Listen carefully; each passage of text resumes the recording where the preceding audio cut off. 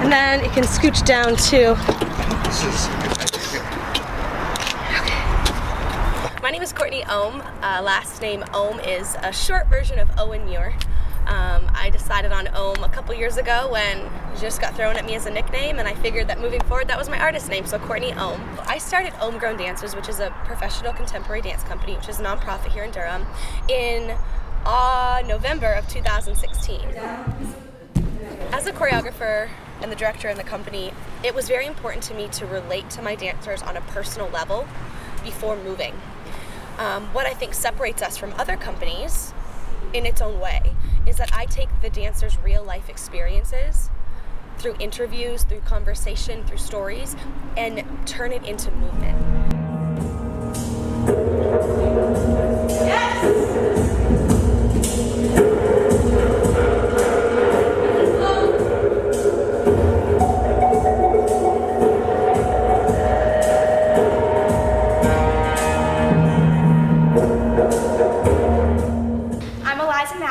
I'm from Kinston, North Carolina, and I auditioned when I was 15, which was really scary because I was the youngest one in there.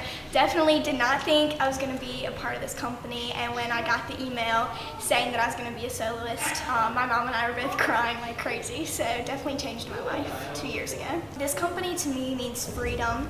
And so this has always been where I can come and be free, whether it be free with my emotions, free with my movement, free of just everything else in the outside world.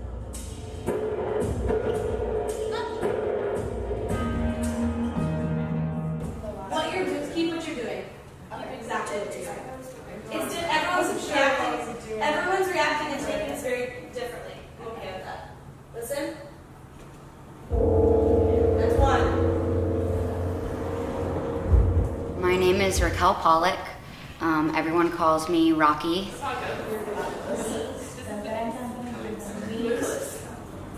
Butt, feet, watch out. Courtney's like the best kind of hurricane that there is. She is a whirlwind and a power force, and she's her own current. She just brings a lot to the table, and you're either with her or you gotta swim upstream and get with her to keep up. This season and last season, we've been working on the concept of fear. I started a trilogy about fear called Al-Khawf. Al-Khawf is the word fear in Arabic, which is acknowledging that fear in us exists. This season, our world premiere is in May. We're working on a show called 6 Forms of Fear, and so how our fears have taken shape. We're now standing up to fear. We're facing this fear.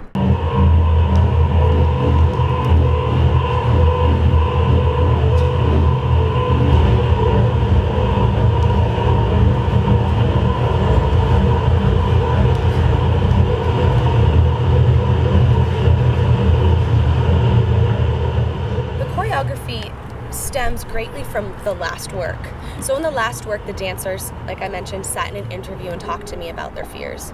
And I studied those interviews like no other. I wrote words down, I drew images, I made connections, I went back to them for clarification. And so my movement in the last work and this work is derived directly from their words.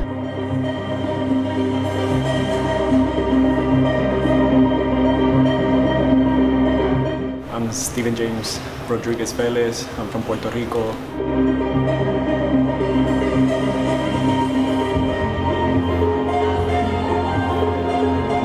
My fear in the first interview we had to do our, so Courtney can start playing with the piece.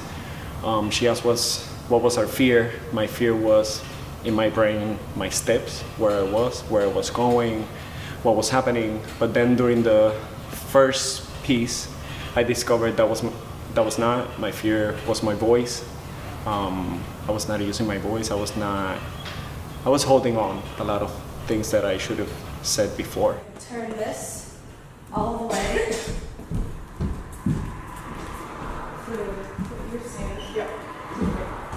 We're building a room in this piece, and the idea behind that is that when you go to speak about something, when you go to draw awareness to something, when you go to face something, it usually feels better when it's in a safe space. And so each dancer is connected to a specific piece of furniture, and they're bringing it together to create a safe space to share, which is the first time they're talking about their fears in this work. Speaking with Courtney, we talked about what piece of furniture, if we were to make a living room out of furniture, what piece of furniture would go along. The place or memories where my fear manifested mostly happened in a living room and a couch. The couch that I particularly had at the time is the most, and if I think about furniture, it's the place that brings up the most memories about what started manifesting my fear.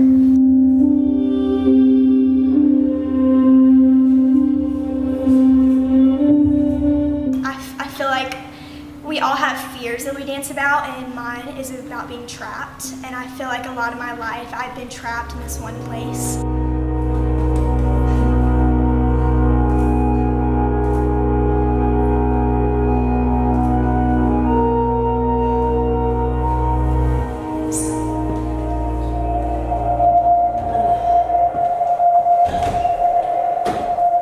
Well, the chest actually was like the start of my fear, because when I was younger I got trapped in a box.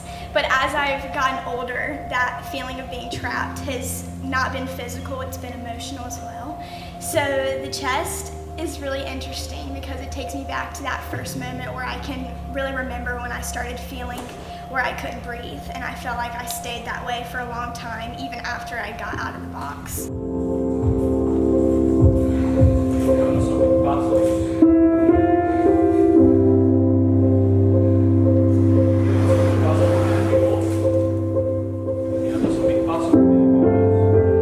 Really, I discovered that my fear was not my steps, it was my voice. So I repeat that during the piece in Spanish.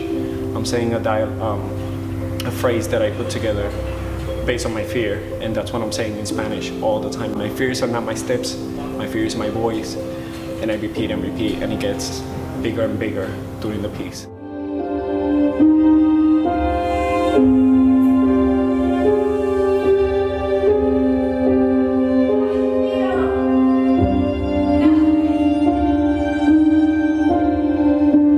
The words that you hear me saying in the performance are my own. I was told that no means no. Yes means yes. And silence is not an answer to conviction. This experience in having to face my fear has caused me to find my words and my voice. My fear was initially myself, and then through the process, I've learned how to face myself and how to become someone instead of just like an empty shell of a person.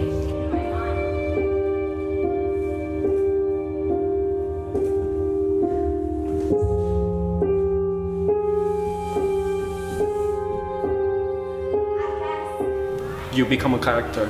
Once the piece starts, there's no turning back. You have to keep going.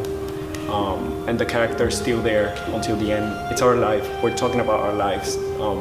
It's a character for the audience, but we are being really honest with who we are. That's why sometimes we end up crying. We end up like, it's really personal, and it has a little bit more than just steps. It's a story of each one.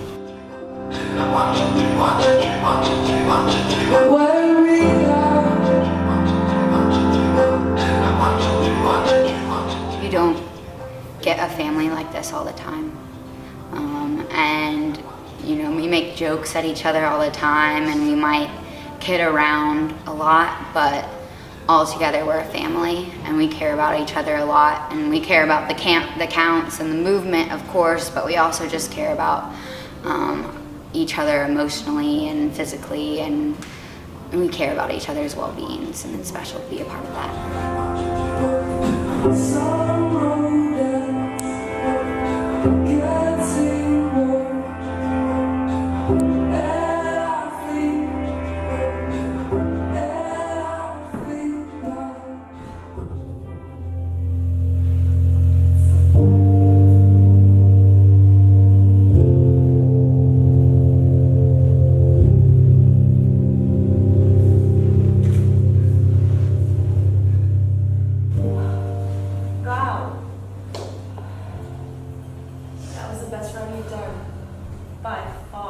it is so, I know it wasn't effortless, it looked easier.